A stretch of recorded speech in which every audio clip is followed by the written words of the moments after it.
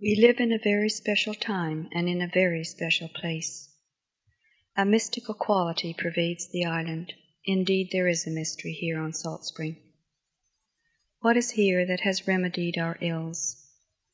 What is it that has changed psychiatric patients so wholly that they are beyond the mind of man and modern-day psychiatry?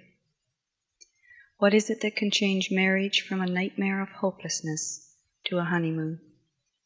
What is it that makes sick bodies well again? I do not know, yet I have experienced all these in my own life. I have witnessed them in the lives of others. Some say the wisdom of one man, Sydney Banks, has transformed the island. If you were to ask this same man, his answer would be, "Look within, there lies the secret." Linda Quiring. Chapter 1. It's All Inside. Salt Spring is an island of magic. Each season brings with it dramatic change. Now, in springtime, I can almost feel the earth stirring, preparing herself for new growth, for a new cycle of life. My husband Bill and I drove down the familiar country road. The early evening air held just a hint of warmth, but seemed to promise more. I felt excited, strangely exhilarated, but perhaps it was only the coming of spring. It was an evening filled with magic and poetry, and we looked forward eagerly to the coming hours. Bill and I were on our way to Sid and Barb's, where we would share a journey together as we had countless times before. We were adventurers, and our journey led within, the place where the true secret of life lies. We had taken that first step and found before us a world fresh and new. We had begun hesitantly, now we knew we had found the way. It did not matter that some did not accompany us, for there were many who did. A man lives in our midst, a man of extreme ordinariness. He had shown us the way. With mere words so familiar, yet totally enigmatic, he had shown us a world beyond the veils of illusion. He had read few books, but spoke knowingly of the secrets of life. The words were always simple, the impact profound. Bill turned down the long winding driveway, and inside the house we found a room that seemed to glow. We often spoke of this room, of its special quality. Here it seemed our lives had really begun. With warmth and vibrant color the living room beckons, yet the mood is soft, subtle. The decor is neither old-fashioned nor modern, but a blend of both. The effect is one of timelessness. Before the window, the sea, a constant ebb and flow, and always the fire welcomes. Come in, the room says. Find a comfortable spot, have a cup of tea, and be at home. That's exactly what we did. Almost immediately the phone rang, and Sid was soon talking animately. Find the secret of your inner states of consciousness, and this world you know will not be a belief, it will be a fact. Bill and I glanced at each other. I felt a little guilty about eavesdropping, but this conversation was fascinating. It is facts or knowing which unveil the simplicity of life. It is this knowing that rids you of the petty beliefs that create unhappiness and sickness of mind. Knowing brings love and understanding beyond your wildest imagination. Such a statement was very typical of Sid and always brought puzzled looks. The words would seem to make no sense whatever, yet we knew that these same words had the power to bring to the listener the true knowledge of life. I had learned it was impossible to figure out the meaning of Sid's words. We must listen and accept, with faith that understanding will come. And it came. Not with intellectual activity, but in quiet, peaceful moments through the experience of hearing or seeing. I recalled the first time I had heard such words. I'd asked Sid what he meant by hearing and seeing. "It cannot be told," he said. "It is an experience of seeing the world with greater clarity. Not only your world, but also the world which lies within. You see, Linda, life is a perfect state of consciousness. That's all it really is." Well, this had certainly been news to me. I hadn't known what a state of consciousness was, and if I had one, I felt it was far from perfect. Yet something in his words had opened a door to a place inside, a place dimly remembered. Eventually, Sid came from the phone, a smile on his face. "He's just like you," he said. "He thinks too much." In the old days, I would have jumped up and militantly demanded, "What do you mean by that?"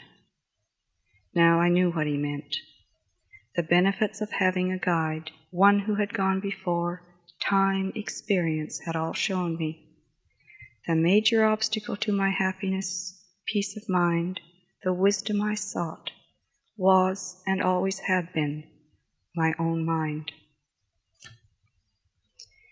Sid went over to his favorite chair. Barb brought in tea and cookies, and we all talked. Our conversation, as usual, went here and there, from gardening to awareness, to Bill's new shirt, and always back to awareness. The only reminder of hours passing came from the clock which chimed the hour and the half. Soon we forgot all thought of everyday reality as Sid spoke to us of the life within, the only real life. Often the words went beyond our comprehension. As he talked, Sid's voice became softer and the words more powerful. He seemed to be speaking from far away, describing to us a world we had never visited. His eyes were alive, sparkling, and his face totally at peace. I have never seen such a look on any other human being. A moment came full of such intensity, it seemed we might almost grasp that world he spoke of. Then Sid smiled, a great, huge, grinning smile. His face, his whole being seems to smile, and though I've seen it 1,000 times, it's always a delight. Part of it is pure joy, the joy of simply being alive. Part of it seems to say this whole thing is just one big cosmic joke, too indescribably funny for words. Part of the smile is love, just love. Sid continued to speak, looking directly at me. I felt somehow that the words came not from him, from Sid, but from a place beyond. All life is energy manifest into form via thought. The source of this energy contains the knowledge all mankind seeks. Here lies the secret of the self. Here, my dear Linda, lies the secret of life. The words were compelling. Once again they had assured me there was nothing I could do or need to, for the knowledge I sought already lay deep within. The clock chimed, telling us it was time to leave, and we said good night to Sid and Barb. How fortunate we were to have such friends. Bill and I drove along in silence, enjoying a quiet moment. Suddenly Bill spoke, his voice full of excitement. "It's amazing," he said. "It's just amazing." "What is?" I asked. "Sid, he's got it. He's really got the secret, and he found it in 1 second. Unbelievable." "I know what you mean," I said. "When I hear him speak, I just know he's got the truth. Yet when I think about it, my mind comes in and says, that's impossible. How can anyone find the answer in 1 second? You have to study for years, read 1,000 books no one can understand. You think it just can't be that easy." "But it really is that simple," said Bill. "The mind just won't accept the fact." We both laughed. It had been a perfect evening. Chapter 2, The Facts of Life. The next morning Bill went off to work and I spent the day puttering around the house. It was like a gift to myself just to spend the day alone, doing all the little things I like to do. I watered my plants, dusted, and started on the dishes. I had such a beautiful warm feeling inside. It felt good just to be me. I looked up through the window where the sun poured in through the trees to the meadow beyond. I'm so lucky, I thought.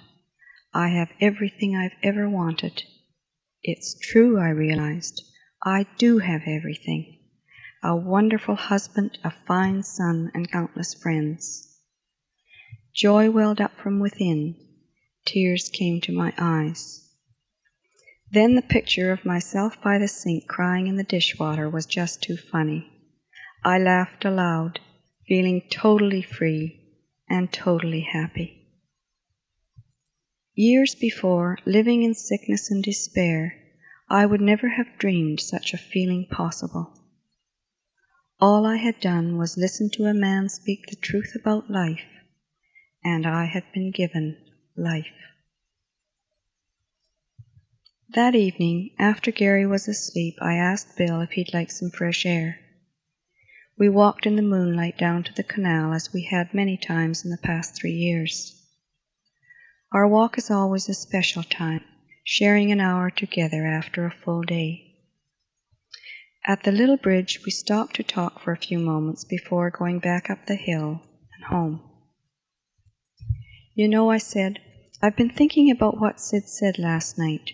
About facts. What's that? Said Bill. He mentioned facts on the phone.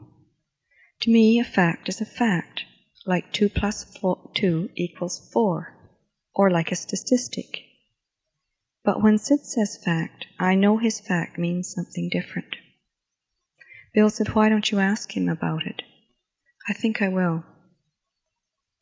The next time we visited, I had my question ready. Sid, what is a fact?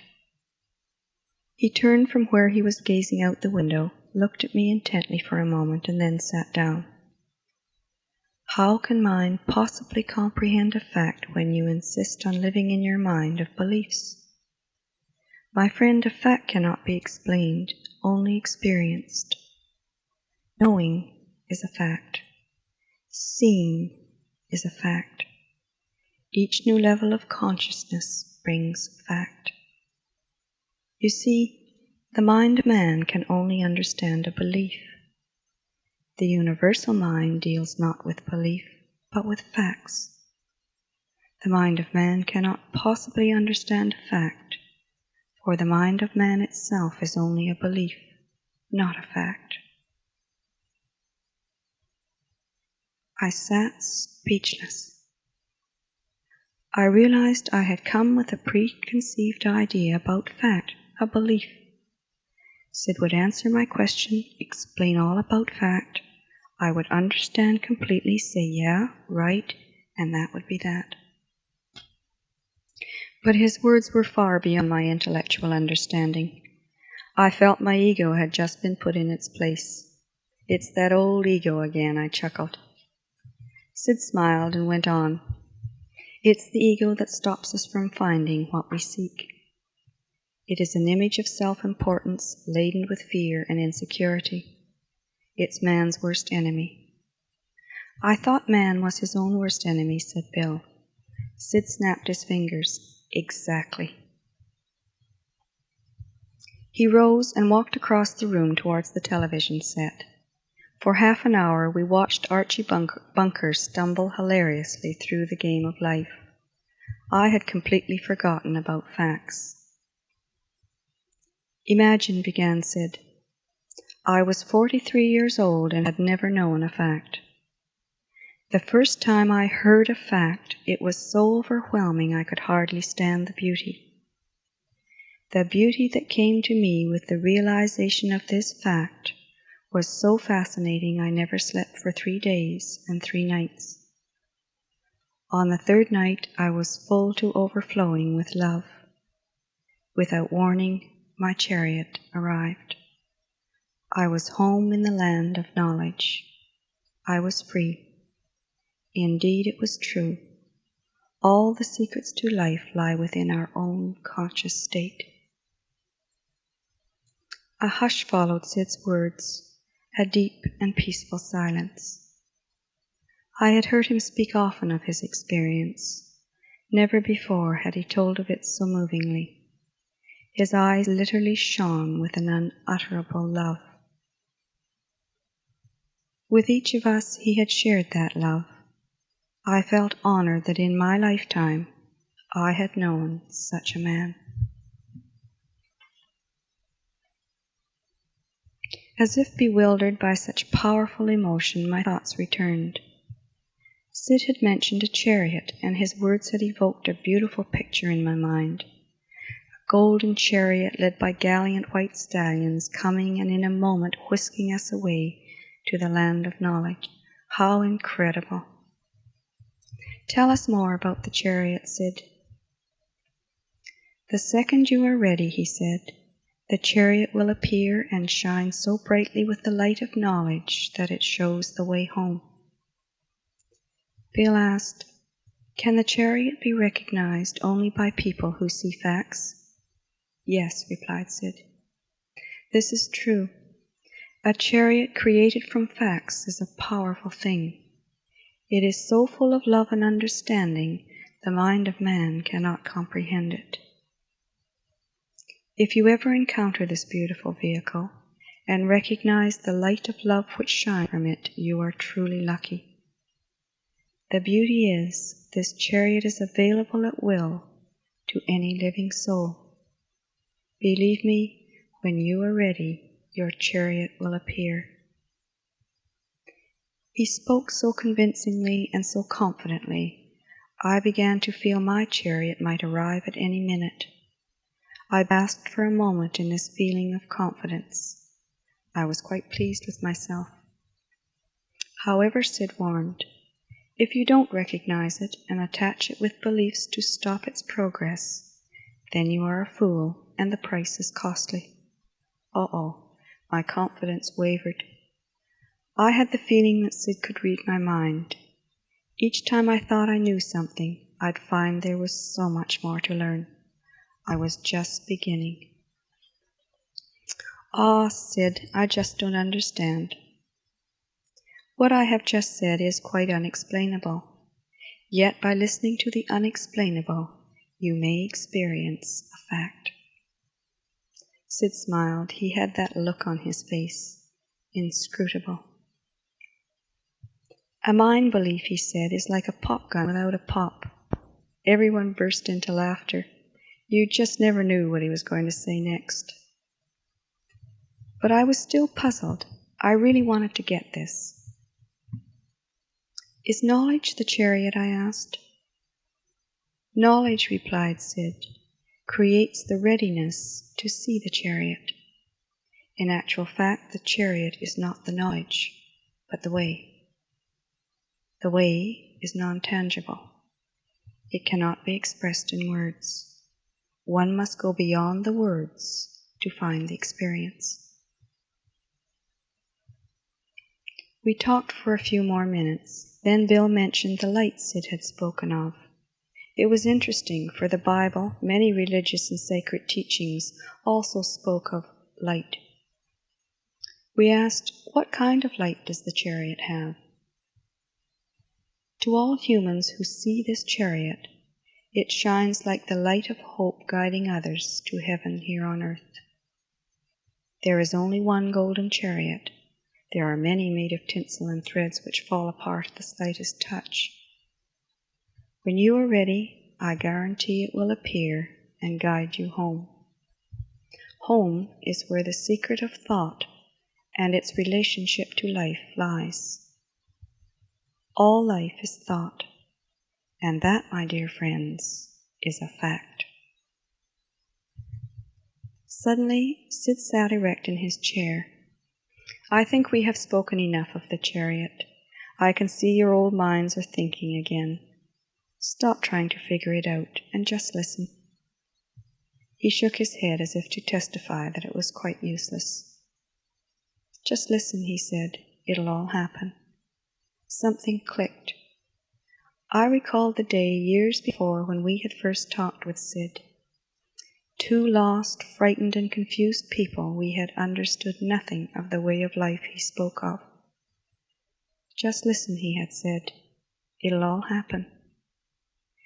His words had given us hope then, and today we had not only hope, for we gained an unconquerable faith in the future. His words had come true.